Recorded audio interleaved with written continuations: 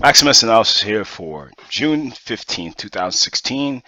And we have another day of just where's the beef? Where the hell are we going? Got a little buy signal. Again, break of a high. I didn't take a damn thing today because, again, FOMC plus EIA report. I'll leave the day trading to you guys. Again, level that we see below is the 2059 area that we're looking at. And again, 2059, there will be 2048, then it'll be 2036 and a half, I believe. But I will post a bit, the numbers out early in the morning, as I do most mornings. 2022 months break of a low, and if you guys want to see what I'm talking about, this is it. So this is a monthly, and you can see that they've already, nope, excuse me, that's not the monthly. This is a monthly. And you can see that 2022 is the area that I'm looking at to say, okay, they're up 1, 2, 3, most epic move ever. Where are they going to go? I'm not sure. Again, a break of this 2022 or 2020 area would definitely say, okay, either we're back into the midpoint of all this crap, or we're going to test this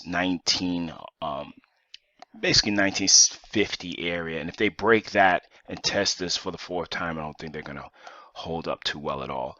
But we, again, have to look at all situations because, again, I don't want to be head faked out of anything.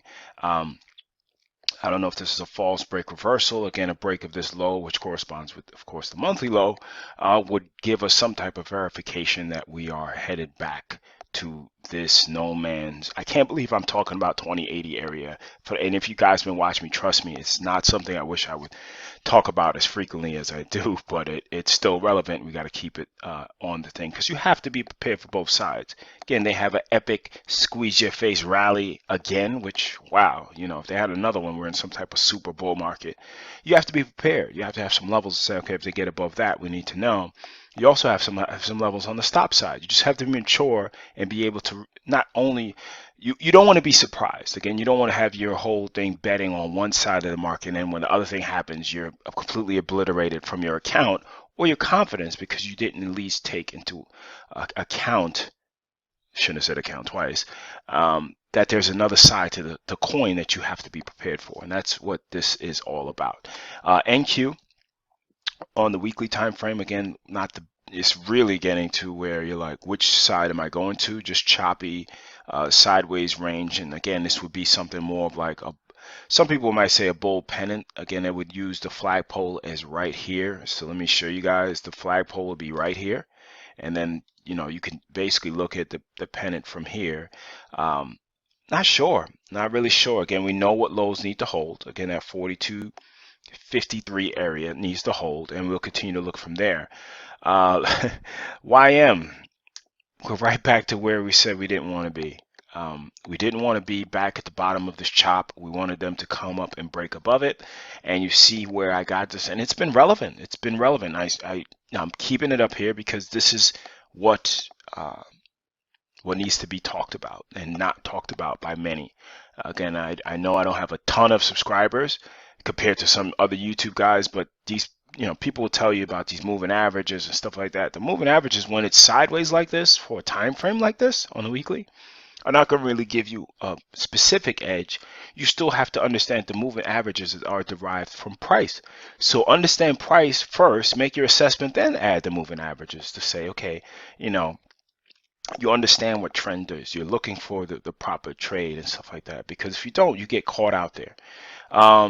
CL, it's still going down, and I did start my short position last week, and this rising wedge looks like, again, they pop up to 50 and roll back. They might go to this 200-day moving average around this 43, and again, it lines up a price action from a pivot that if they break these lows, which they have already, that we see what they do. But again, they're holding this 45 area, and it's not something, again, I will swing it if it continues down. I only buy options that are at least 60 to 90 days out. I want to have time, and I want to trade with the trend. As long as the trend is, I'll roll it.